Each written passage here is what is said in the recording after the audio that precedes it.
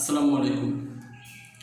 সরকারি হরগঙ্গা কলেজ মুন্সিগঞ্জ এর বাংলা বিভাগ কর্তৃক আয়োজিত আজকের অনলাইন ক্লাসে সকলকে স্বাগত জানাচ্ছি।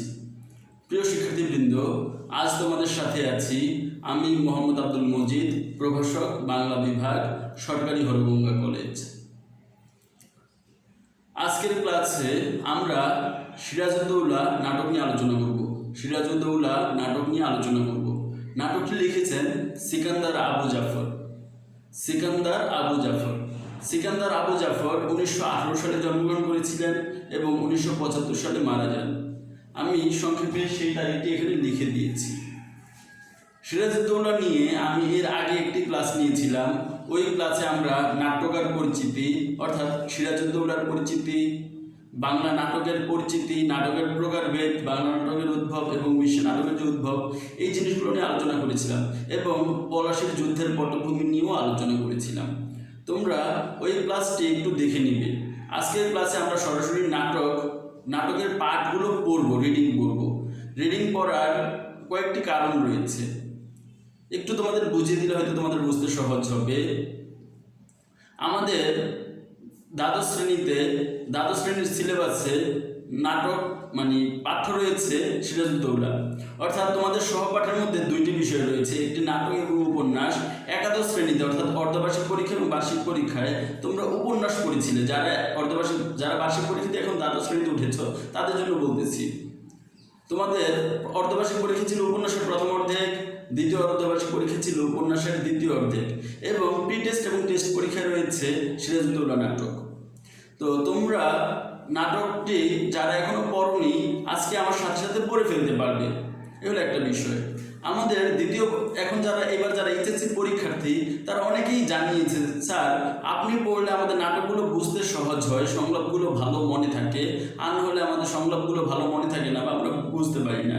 তো আজকের ক্লাসটি যারা এইচএসসি পরীক্ষার্থী তাদের জন্য উপকারী হবে। আর আমাদের কলেজে যারা নতুন ভর্তি হয়েছে কিন্তু এখনো ক্লাস করার সুযোগ পাচ্ছে না মহামারীর কারণে, করোনা পরিস্থিতির কারণে, তো তারাও যেন যারা ইতিমধ্যে বই কিনেছে, বাংলা সহপাঠ বইটি কিনেছে, তো যারা সহপাঠ বইটি কিনেছে তাদের জন্য আজকের ক্লাসটি উপকারী হবে।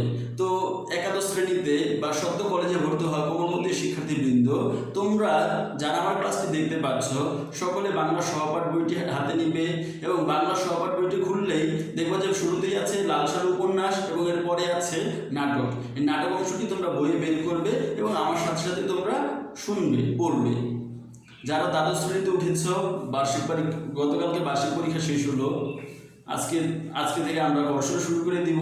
তোমরা তোমাদের সহপাঠ বই নাও এবং ক্লাস শুরু করো। যারা এইচএসসি পরীক্ষার্থী আছো, তোমাদের আজকের ক্লাস থেকে তোমাদের এইচএসসি পরীক্ষা যেরকম প্রশ্ন কমন করবে, একই সাথে বিশ্ববিদ্যালয়ে ভর্তি পরীক্ষায় কিন্তু প্রশ্ন কমন করার একটা সম্ভাবনা থাকবে। কাজেই তোমাদেরকে কিন্তু বেশি মনোযোগী হতে হবে। আমরা নাটক বলতে আজকের দিনে সাধারণত টিভি নাটককে বুঝে থাকি। নাটক বলতে আমরা বুঝি টিভি নাটক, কিন্তু একটা কথা তোমাদের মনে রাখতে হবে ভালোভাবে, সেটা হলো আমরা যখন সাহিত্যের নাটক করব সেটা কিন্তু টিভি নাটক নয়, এটি মঞ্চ নাটক। তোমরা কেউ ইতিমধ্যে মঞ্চ নাটক দেখেছো কিনা আমি জানি না। যদি কেউ মঞ্চ নাটক দেখে থাকো তাহলে তার জন্য বোঝা সহজ, যদি কেউ না দেখে থাকো তাহলে আমাদের এই যে মুন্সিগঞ্জের যে শিল্পকলা একাডেমি আছে, ঢাকা শিল্পকলা একাডেমি আছে, যে কোনো শিল্পকলা একাডেমিতে তুমি যদি যাও মাঝে মধ্যেই মঞ্চ নাটক মঞ্চায়ন করা হয়, তোমরা দেখে নিবা। মঞ্চ নাটক কি একটু তোমাদের ধারণা দিয়ে আজকের ক্লাসটি আমি শুরু করবো, নাহলে আজকের ক্লাসটি তোমাদের বুঝতে একটু সমস্যা হবে। মনে রাখবে, মঞ্চ নাটকের ক্ষেত্রে একটা মঞ্চ থাকে এবং সামনে অনেক দর্শক বসা থাকেন। এই মঞ্চের মধ্যেই অভিনেতাদের, যারা রঙ্গমঞ্চে যারা অভিনয় করবেন তাদেরকে সকল কিছু এমনভাবে অভিনয় করতে হয় যেন সামনে বসে থাকা দর্শক সব কিছু বুঝতে পারেন। আমরা টিভি নাটকের ক্ষেত্রে কি দেখতে পাই? যদি মনে করো সিরাজউদ্দৌলাকে যদি টিভি নাটক হিসেবে করা হতো, তাহলে যখন যুদ্ধ হতো তখন সরাসরি যুদ্ধের দৃশ্য কিন্তু দেখানো যেত। সরাসরি মারামারি হচ্ছে, তরোয়াল নিয়ে যে যুদ্ধ হচ্ছে, কামান নিয়ে যে যুদ্ধ হচ্ছে সেটি দেখানো যেত। অথবা যদি এরকম হয় যে সমুদ্র সৈকত দেখানো হবে, সমুদ্র সৈকতের কথা আছে বা লবণ ব্যবসায়ীদের কথা নাটকের মধ্যে উল্লেখ আছে, যদি এই লবণ ব্যবসায়ীদের কথাও বলা হয় তাহলে কিন্তু সরাসরি লবণ ব্যবসায়ীদের দেখানো যেত। ইভেন লবণ ব্যবসায়ীরা যে লবণগুলো নিয়ে আসে সেটা দেখানো যেত যদি টিভি নাটক হতো। কিন্তু মঞ্চ নাটক যেহেতু, এখানে কিন্তু নদীর কাছে গিয়ে আর অভিনয় করার তো সুযোগ নেই, সরাসরি যুদ্ধ দেখানোর সুযোগ নেই। একটা মঞ্চের মধ্যে সব কিছু অভিনয় করে দেখাতে হয় এবং দর্শকদেরকে তা বুঝিয়ে দিতে হয়। তো এই জন্য মঞ্চ নাটকটা কিন্তু তুলনামূলকভাবে করা টিভি নাটক হচ্ছে অনেক কঠিন। আর বাংলা সাহিত্যে কিন্তু আমরা নাটক বলতে এই মঞ্চ নাটককেই বুঝি। তাহলে মঞ্চ নাটক মানে হলো এখানে এক বা একাধিক অঙ্গ থাকবে এবং তাতে এক বা একাধিক দৃশ্য থাকবে। এই যে এক বা একাধিক দৃশ্যের মঞ্চটা আবার এক এক রকমভাবে সাজানো হয়। আমরা যে নাটকটি পড়বো সিরাজউদ্দৌলা, এই নাটকের মোট অঙ্ক সংখ্যা আছে 4টি। অঙ্ক সংখ্যা আছে 4টি, আর 4টি অঙ্কের মধ্যে দৃশ্য সংখ্যা আছে 12টি। আমরা এই 12টা দৃশ্য পড়ব, একদিনে শেষ করতে পারবো না। 12টা দৃশ্য আমরা 12 দিনে পড়বো, অর্থাৎ প্রতিদিন একটা করে দৃশ্য পড়বো। আজকে পড়বো প্রথম দৃশ্য। তো তোমাদের একটু মনে রাখতে হবে, সিরাজউদ্দৌলা নাটক সিকান্দার আবু জাফর যখন রচনা করেছিলেন, রচনাকাল ছিল 1951 সাল। অর্থাৎ যখন আমাদের দেশভঙ্গ হয়েছিল, দেশভঙ্গ অর্থাৎ 1947 সালে যে দেশভঙ্গ হয়, এই দেশভঙ্গের পরে অর্থাৎ ভারত পাকিস্তান বিভক্তির পরে বাংলাদেশ, তোমরা জানো, পাকিস্তানের সাথে যুক্ত হয়েছিল। এখন এই যে বাংলাদেশ পাকিস্তানের সাথে যুক্ত হওয়ার পরেও বাংলাদেশের যে স্বপ্ন সেটা যে পূরণ হয়নি, এবং আমরা যে এই জন্য 1971 সালে মুক্তিযুদ্ধ করে সংগ্রাম করেছিলাম, মুক্তিযুদ্ধ করেছিলাম, আমাদের দেশকে, আমাদের বিজয়কে ছিনিয়ে এনেছিলাম, এটা কিন্তু আমরা মানে এই নাটক কিন্তু আমাদের অনেকটা উৎসাহ জুগিয়েছিল, অনুপ্রেরণা জুগিয়েছিল। রচনাকাল 1951, আর এই নাটকটির প্রথম মঞ্চায়ন হয়েছিল 1953 সালে। 1953 সালে অর্থাৎ ভাষা আন্দোলনের পরের বছর নাটকটি প্রথম মঞ্চায়ন হয়। তো আমরা চলো ক্লাস শুরু করি। আজকে আমরা পড়বো নাটকের প্রথম অঙ্ক প্রথম দৃশ্য। আমরা প্রথম অঙ্কের প্রথম দৃশ্য পাঠ করব এবং কিছু জ্ঞানমূলক ও অনুধাবনমূলক প্রশ্ন নিয়ে আলোচনা করব। আমি প্রশ্ন করব, তোমরা উত্তর দিবে। আশা করি সকলেই পারবে। তো আমরা প্রথম অঙ্কের শুরুতেই একটি ঘোষণা রয়েছে, ঘোষণাটি আমরা একটু পড়ব। সকলে একটু বইয়ে দেখো। যবনিকা উত্তোলনের অব্যবহৃত পূর্বে, যবনিকা উত্তোলনের অব্যবহৃত পূর্বে আবহ সঙ্গীতের পটভূমিতে নেপথ্যে ঘোষণা, অর্থাৎ আড়ালে, নেপথ্যে মানে আড়ালে, আড়ালে থেকে কেউ ঘোষণা করতেছে। এই যে বললাম মঞ্চ নাটক একটা মঞ্চ থাকে এবং মঞ্চের পিছনে মানে মঞ্চের সামনের দিকে একটা পর্দা দেওয়ার কিন্তু সুযোগ থাকে। নাটক যখন শুরু হবে তখনই কিন্তু সামনের এই পর্দাটা সরে যায়, তার আগ পর্যন্ত এই পর্দাটা থাকে, অর্থাৎ পিছনে অভিনেতা অভিনেত্রী বা কারা আছে আমরা কিন্তু এটা দেখতে পাই না। তো ওই পর্দাটা সরে যাওয়ার আগেই, পর্দা তখনও সরানো হয়নি, ওই সময় পিছন থেকে একটা ঘোষণা আসতেছে। ঘোষণার মধ্যে কি আছে একটু শোনো। এক স্বাধীন বাংলা থেকে আর এক স্বাধীন বাংলায় আসতে বহু দুর্যোগের পথ আমরা পাড়ি দিয়েছি। এক স্বাধীন বাংলা থেকে আর এক স্বাধীন বাংলায় আসতে বহু দুর্যোগের পথ আমরা পাড়ি দিয়েছি, বহু লাঞ্ছনা, বহু পীড়নের গ্লানি আমরা সহ্য করেছি। এই যে এক স্বাধীন বাংলা থেকে আরেক স্বাধীন বাংলা বলতে কি বোঝানো হয়েছে? এক স্বাধীন বাংলা থেকে আরেক স্বাধীন বাংলা বলতে কিন্তু তোমরা জানো সিরাজউদ্দৌলার যে বাংলা ওটা স্বাধীন ছিল এবং 1971 সালের যে বাংলা সেটাও কিন্তু স্বাধীন ছিল। এই দুইটা বাংলাকে বোঝানো হলো। এক স্বাধীন বাংলা থেকে আরেক স্বাধীন বাংলায় আসতে বহু দুর্যোগের পথ আমরা পাড়ি দিয়েছি, বহু লাঞ্ছনা, বহু পীড়নের গ্লানি আমরা সহ্য করেছি। দুই স্বাধীন বাংলার ভেতরে আমাদের সম্পর্ক তাই অত্যন্ত গভীর। আজ এই নতুন দিনের প্রান্তে দাঁড়িয়ে বিস্তৃত অতীতের পানে দৃষ্টি ফেরালে বাংলার শেষ সূর্যালোকিত দিনের সীমান্ত রেখায় আমরা দেখতে পাই নবাব সিরাজউদ্দৌলাকে। নবাব সিরাজউদ্দৌলা দুর্বিষহ জীবনের মর্মন্তুদ কাহিনী আমরা স্মরণ করি গভীর বেদনায়। নবাব সিরাজউদ্দৌলার দুর্বিষহ জীবনের মর্মন্তুদ কাহিনী আমরা স্মরণ করি গভীর বেদনায়, গভীর সহানুভূতিতে। সে কাহিনী আমাদের ঐতিহ্য। নবাব সিরাজউদ্দৌলার সে কাহিনী আমাদের ঐতিহ্য। আজ তাই অতীতের সঙ্গে একাত্ম হবার জন্য আমরা বিস্মৃতির যবনিকা উত্তোলন করছি। সাল 1956, 19শে জুন 1756 সালের ঘটনা। প্রথম দৃশ্য দেখো, আমরা প্রথম অঙ্কের ঘোষণাটা শুনলাম, এবার আমরা প্রথম দৃশ্যটা করবো। অর্থাৎ এই যে অঙ্ক ছিল 4, তার প্রথম অঙ্ক করতেছি এবং দৃশ্য যে 12 তার 1 নম্বর দৃশ্য, অর্থাৎ প্রথম অঙ্কের প্রথম দৃশ্যটা আমরা এখন করব। এখন এই প্রথম অঙ্কের প্রথম দৃশ্য, এটা সময়কাল কোথায় এবং এটার স্থান কোথায় এটা কিন্তু এখানে বলে দেওয়া আছে নাটকের শুরুতেই। এখন সময় 1756 সালের 19শে জুন। তোমরা জানো 1756 সালে সিরাজউদ্দৌলা ক্ষমতায় বসেছিলেন। তো ক্ষমতায় যে বছর বসেছিলেন ওই বছরেরই 19শে জুনের ঘটনা। স্থান ফোর্ট উইলিয়াম দুর্গ। এখন তোমাদের মধ্যে একটা প্রশ্ন থাকতে পারে যে স্যার আপনি বললেন মঞ্চ নাটক একটা ইয়াতে হয়, মঞ্চে হয়, এখন বললো ফোর্ট উইলিয়াম দুর্গ, ব্যাপারটা কি? ব্যাপারটা যারা বোঝনি তাদের জন্য বলতেছি। এখন মঞ্চটাকে এমনভাবে সাজানো হয়েছে যেন মঞ্চটাকে দেখে মনে হয় এটা ফোর্ট উইলিয়াম দুর্গ। ক্লিয়ার? শিল্পীবৃন্দ অর্থাৎ এই নাটক, এই মঞ্চে প্রথম অঙ্কে কে কে অভিনয় করবেন তাদেরকে আমরা বলতেছি শিল্পীবৃন্দ। প্রথম অঙ্কের প্রথম দৃশ্যে যারা অভিনয় করবেন তাদের একটা মানে ধারাবাহিকভাবে কে কে আসবেন তাদের নামগুলো শুরুতেই দেয়া আছে। এইভাবে লেখা আছে, মঞ্চে প্রবেশের পর্যায় অনুসারে ক্যাপ্টেন ক্লেটন, ওয়ালি খান, জর্জ, হলওয়েল, উমিচাঁদ, মীর মর্দান, মানিক চাঁদ, সিরাজ, রায়দুল্লভ, ওয়াটস, অর্থাৎ এই কয়েকটা চরিত্র আমাদের প্রথম অঙ্কের প্রথম দৃশ্যটা অভিনয় করতে লাগবে। এবং এই যে চরিত্রগুলোর কথা বলা হলো তারাই কিন্তু মঞ্চে একে একে আসবেন। তো চলো আমরা নাটকটা পড়া শুরু করি। নবাব সৈন্য দুর্গ আক্রমণ করেছে। নবাব সৈন্য দুর্গ আক্রমণ করেছে। দুর্গের ভেতরে ইংরেজদের অবস্থা শোচনীয়। যেহেতু স্থানটা হলো ফোর্ট উইলিয়াম দুর্গ, আর এই নবাব সিরাজউদ্দৌলা এই ফোর্ট উইলিয়াম দুর্গ কি করেছেন? আক্রমণ করেছেন। দুর্গের ভেতরে ইংরেজদের অবস্থা শোচনীয়। যেহেতু নবাব সিরাজউদ্দৌলা অনেক বিরাট বাহিনী নিয়ে আক্রমণ করেছেন, কাজেই দুর্গের ভিতরে, ফোর্ট উইলিয়াম দুর্গের ভিতরে ইংরেজদের অবস্থা শোচনীয়। তবু যুদ্ধ না করে উপায় নেই, তাই ক্যাপ্টেন ক্লেটন দুর্গ প্রাচীরের এক অংশ থেকে মুষ্টিমেয় গোলন্দাজ নিয়ে কামান চালাচ্ছেন। ইংরেজ সৈন্যের মনে কোনো উৎসাহ নেই, তারা আতঙ্কগ্রস্ত হয়ে পড়েছে। যেহেতু সিরাজউদ্দৌলা এত বেশি সৈন্যবাহিনী নিয়ে আক্রমণ করেছেন এবং ইংরেজ সৈন্যরা দেখতেছে তাদের আর বাঁচার খুব একটা সম্ভাবনা নেই, আর বাঁচার সম্ভাবনা নেই বলেই তারা এখন আতঙ্কগ্রস্ত হয়ে ভীত হয়ে পড়েছে।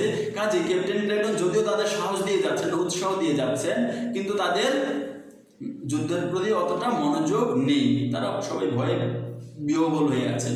তো যখন তারা ভয়ে বিহ্বল, এই পরিস্থিতিতে নাটকটার সংলাপ শুরু হচ্ছে।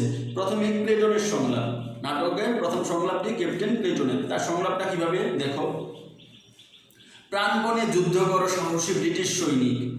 প্রাণপণে যুদ্ধ করো সাহসী ব্রিটিশ সৈনিক, যুদ্ধে জয়লাভ অথবা মৃত্যু। যুদ্ধে জয়লাভ অথবা মৃত্যুবরণ এই আমাদের প্রতিজ্ঞা। Victory or death, victory or death. গোলাগুলির শব্দ প্রবল হয়ে উঠল। এখন এই যে গোলাগুলির শব্দ প্রবল হয়ে উঠলো, এটা কিন্তু মঞ্চে দেখানোর সুযোগ নেই। মঞ্চের আড়াল থেকে কি হচ্ছে? গোলাগুলির মতো শব্দ হচ্ছে। গোলাগুলির শব্দ প্রবল হয়ে উঠলো। ক্যাপ্টেন ক্লেটন একজন বাঙালি গোলন্দাজের দিকে এগিয়ে গেলেন। ক্যাপ্টেন ক্লেটন একজন বাঙালি গোলন্দাজের দিকে এগিয়ে গেলেন। ক্লেটন বলতেছেন, তোমরাও প্রাণপণে যুদ্ধ করো বাঙালি বীর। তোমরাও প্রাণপণে যুদ্ধ করো বাঙালি বীর। বিপদ আসন্ন দেখে কাপুরুষের মতো হাল ছেড়ে দিও না। বিপদ আসন্ন দেখে কাপুরুষের মতো হাল ছেড়ে দিও না। যুদ্ধ করো, প্রাণপণে যুদ্ধ করো, ভিক্টোরি অর ডেথ। এখন তোমাদের প্রশ্ন হতে পারে যে স্যার, ইংরেজরা যুদ্ধ করতেছিল, সেখানে ক্যাপ্টেন ক্লেটন কেন বাঙালিদেরকেও আবার যুদ্ধ করার কথা বললেন? আচ্ছা, এখানে তোমাদের বোঝার সুবিধার জন্য বলে দিচ্ছি। সেটি হলো, এই যে ক্যাপ্টেন ক্লেটন এখন যেই বাঙালিদেরকে যুদ্ধ করার কথা বললেন, এরা কিন্তু ইংরেজের পক্ষ হয়ে যুদ্ধ করতেছে। এরা ইংরেজ না, এরা এদেশের বাঙালি। এদেশের বাঙালি চাকরি করে ইংরেজদের অধীনে এবং ইংরেজ সৈন্যের অধীনে তারা চাকরি করতেছে। কাজেই ক্যাপ্টেন ক্লেটন এখন এই বাঙালিদেরকে, যারা ইংরেজদের অধীনে চাকরি করে, তাদেরকে সিরাজউদ্দৌলার বিরুদ্ধে যুদ্ধ করার কথা বলতেছেন। এই সময় মঞ্চে একজন প্রহরী প্রবেশ করে। একজন প্রহরীর প্রবেশ, ওয়ালি খান। এবার ওয়ালি খান বলতেছেন, অর্থাৎ যিনি আসলেন উনি হলেন ওয়ালি খান, এবং উনি এখন ওনার সংলাপ। ওয়ালি খান এসে বলতেছেন, যুদ্ধ বন্ধ করবার আদেশ দিন ক্যাপ্টেন ক্লেটন। নবাব সৈন্য দুর্গের কাছাকাছি এসে পড়েছে। ক্লেটন, না না ওয়ালি খান, এখনই যুদ্ধ বন্ধ করুন। নবাব সৈন্যের কাছে আত্মসমর্পণ না করলে দুর্গের একটি প্রাণীকেও তারা রেহাই দেবে না। ক্লেটন বলতেছেন, চুপ বেঈমান, কাপুরুষ বাঙালির কাছে যুদ্ধ বন্ধ হবে না। কাপুরুষ বাঙালির কাছে যুদ্ধ বন্ধ হবে না। ওয়ালি খান, ওসব কথা বলবেন না সাহেব। ইংরেজের হয়ে যুদ্ধ করছি কোম্পানির টাকার জন্যে, তা বলে বাঙালি কাপুরুষ নয়। যুদ্ধ বন্ধ না করলে নবাব সৈন্য এখনই তার প্রাণ নেবে। Clayton, what? যত বড় মুখ নয় তত বড় কথা। যখন উনি এই সংলাপটা দিলেন হোয়াট, যত বড় মুখ নয় তত বড় কথা, এই সময় ওনার যে অঙ্গভঙ্গি সেটা আবার ব্র্যাকেটে বলা আছে, ওয়ালি খানকে চর মারার জন্য এগিয়ে গেল অপর একজন রক্ষীর দ্রুত প্রবেশ। তো যখন বললেন হোয়াট, যত বড় মুখ নয় তত বড় কথা, এটা বলে কিন্তু ওয়ালি খানকে চর মারতে গিয়েছিলেন ক্যাপ্টেন ক্লেটন। এটা কিন্তু অভিনয় করে দেখানো হয়েছে। এবং এই সময়ে আরো একজন রক্ষী মঞ্চে প্রবেশ করে, যিনি আসলেন তার নাম জর্জ। এবার জর্জের সংলাপ। ক্যাপ্টেন ক্লেটন, অধিনায়ক এনসাইন পিকার্ডের পতন হয়েছে। পেরিন্স পয়েন্টের সমস্ত ছাউনি ছারখার করে দিয়ে ভারী ভারী কামান নিয়ে নবাব সৈন্য দুর্গের দিকে এগিয়ে আসছে। জর্জের সংলাপটা একটু মনে রাখো, এখান থেকে কিন্তু এমসিকিউ প্রশ্ন হয়। ক্যাপ্টেন ক্লেটন, অধিনায়ক এনসাইন পিকার্ডের পতন হয়েছে। পেরিন্স পয়েন্টের সমস্ত ছাউনি ছারখার করে দিয়ে ভারী ভারী কামান নিয়ে নবাব সৈন্য দুর্গের দিকে এগিয়ে আসছে। এবার ক্লেটনের সংলাপ। কি করে তারা এখানে আসবার রাস্তা খুঁজে পেল? উমিচাঁদের গুপ্তচর নবাব ছাউনিতে খবর পাঠিয়েছে। নবাবের পদাতিক বাহিনী দমদমের সরু রাস্তা দিয়ে চলে এসেছে, আর গোলন্দাজ বাহিনী শিয়ালদহের মারাঠা খাল পেরিয়ে বন্যা স্রোতের মতো ছুটে আসছে। এটা ছিল জর্জের জবাব। তাহলে এখান থেকে কিন্তু এমসিকিউ প্রশ্ন হবে যে তারা কোন রাস্তা দিয়ে এসেছিলেন এবং মারাঠা খাল কোথায়? মারাঠা খাল হলো শিয়ালদহে, এবং এই মারাঠা খাল পেরিয়ে কারা আসছিল? গোলন্দাজ বাহিনী। কার গোলন্দাজ বাহিনী? ইংরেজ নবাব সিরাজউদ্দৌলার গোলন্দাজ বাহিনী। ক্লেটন, বাধা দেবার কেউ নেই। এরপরে ক্ষিপ্ত স্বরে ক্যাপ্টেন ক্লেটন বলতেছেন, ক্যাপ্টেন মিনচেন দমদমের রাস্তাটা উড়িয়ে দিতে পারেননি। অর্থাৎ যেই রাস্তা দিয়ে নবাব সৈন্য আসতেছে ওই রাস্তাটা যদি উড়িয়ে দেওয়া হতো তাহলে তো আসতে পারতো না। তোমরা জানো যে 1971 সালে 7ই মার্চ বঙ্গবন্ধু যখন 7ই মার্চের ঘোষণা দিয়েছিলেন, ওই সময় কিন্তু পাকিস্তানিরা যেন আমাদের গ্রামগঞ্জে প্রবেশ করতে না পারেন, এই জন্য কিন্তু উনি বলেছিলেন সমস্ত রাস্তাঘাট বন্ধ করে দিতে, ব্রিজ কালভার্ট ভেঙে দিতে। এখানেও কিন্তু ওয়ালি খান একই কথা বললেন যে ক্যাপ্টেন মিনচেন কি ওই দমদমের ওই রাস্তাটা উড়িয়ে দিতে পারেননি। অর্থাৎ যদি ওই রাস্তাটা উড়িয়ে দেওয়া হতো, ওই রাস্তাটা যদি না থাকতো তাহলে নিশ্চয়ই নবাব সিরাজউদ্দৌলা এখানে আসতে পারতেন না।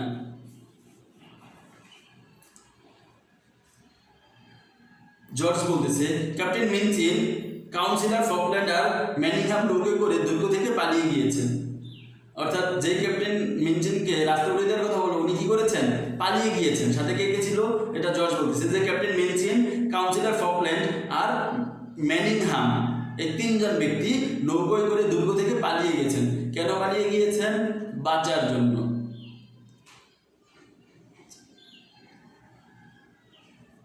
প্লেটন, কাপুরুষ বেঈমান জ্বলন্ত আগুনের মুখে বন্ধুদের ফেলে পালিয়ে যায়।